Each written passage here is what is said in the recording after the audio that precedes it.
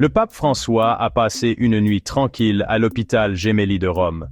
Cette nouvelle arrive comme un soulagement après une crise respiratoire préoccupante. Le monde entier a observé et prié tandis que le souverain pontife de 86 ans faisait face à un grave problème de santé. Le Vatican a annoncé que le pape s'était bien reposé pendant la nuit. Il devrait rester hospitalisé pour poursuivre les observations et le traitement. Les médecins sont prudemment optimistes quant à son rétablissement. Le 22 février 2025, le pape François a connu une soudaine détérioration de son état de santé. D'ordinaire énergique et dynamique, le chef de l'Église catholique semblait en difficulté, son visage portant les marques de la fatigue et du malaise.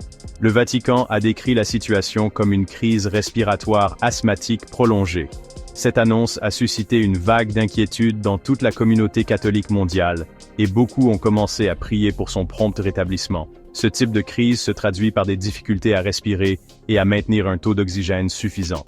C'est une affection grave qui peut être fatale si elle n'est pas prise en charge rapidement et efficacement. L'équipe médicale est intervenue rapidement.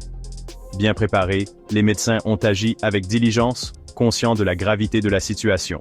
De l'oxygène supplémentaire a été administré pour stabiliser l'état du pape. Cette intervention immédiate a été cruciale pour garantir le maintien de son taux d'oxygène et lui permettre de respirer plus facilement. La situation était suffisamment sérieuse pour susciter des inquiétudes quant à son état de santé général et à sa capacité à diriger l'Église catholique. Le monde entier suivait la situation de près, dans l'attente de nouvelles positives concernant son rétablissement et son bien-être futur. L'hospitalisation du pape François a commencé le 14 février 2025. Il a été admis pour le traitement d'une bronchite. La bronchite est une inflammation des bronches, qui transporte l'air vers et depuis les poumons. Son état s'est aggravé et, le 18 février 2025, on lui a diagnostiqué une pneumonie. La pneumonie est une infection pulmonaire grave qui peut être mortelle, en particulier chez les personnes âgées. Section 4. Un pontificat marqué par l'humilité et la compassion.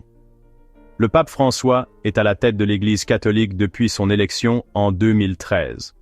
Son élection a marqué un tournant dans l'histoire de l'Église, puisqu'il est devenu le premier pape américain, apportant une nouvelle perspective à la papauté. Il est le premier pape américain et le premier pape jésuite. Sa formation jésuite a profondément influencé son approche du leadership, en mettant l'accent sur la justice sociale, l'éducation et l'engagement auprès des marginalisés. Son pontificat a été marqué par l'humilité, la compassion et le souci des pauvres. Il a plaidé sans relâche pour les plus démunis, exhortant la communauté internationale à s'attaquer aux problèmes de la pauvreté et des inégalités. Il a défendu le dialogue interreligieux et la protection de l'environnement. En encourageant les relations avec les chefs d'autres confessions, il a promu un message d'unité et de respect mutuel. Son encyclique sur l'environnement, Laudato Si, appelle à une action urgente pour protéger notre planète. Ses enseignements ont trouvé un écho auprès de personnes de toutes confessions et de tous horizons. Son approche inclusive a fait de lui une figure appréciée non seulement des catholiques, mais aussi des personnes d'origine religieuse et culturelle diverses. Le pape François est devenu un symbole mondial d'espoir et de paix. Sa chaleur et sa franchise authentique l'ont rendu cher à des millions de personnes, faisant de lui un phare dans un monde souvent divisé par les conflits et les luttes. Section 5. Le poids de l'Église. Le récent problème de santé du pape souligne le poids de ses responsabilités. Son hospitalisation a été un rappel brutal de l'usure physique que sa charge peut engendrer. Malgré son âge et ses problèmes de santé, le pape François continue de s'acquitter de ses fonctions avec un dévouement indéfectible. Sa résilience témoigne de son engagement envers l'Église et ses fidèles. En tant que chef de file d'1,3 milliard de catholiques dans le monde, son rôle est exigeant tant physiquement que mentalement. Il n'est pas seulement une figure religieuse, mais aussi un leader mondial qui influence des millions de vies. Ses discours et ses actions sont suivis de près et ont un impact considérable. Le monde se tourne vers lui pour obtenir des conseils spirituels, et un leadership moral. Ses prières et ses méditations sont des moments de profonde réflexion, non seulement pour lui, mais pour toute la communauté catholique. Ces moments sont cruciaux, car ils apportent un sens de l'orientation et de l'espoir. L'Église catholique est confrontée à de nombreux défis au XXIe siècle. Il s'agit notamment de la sécularisation, des divisions internes et des scandales en cours.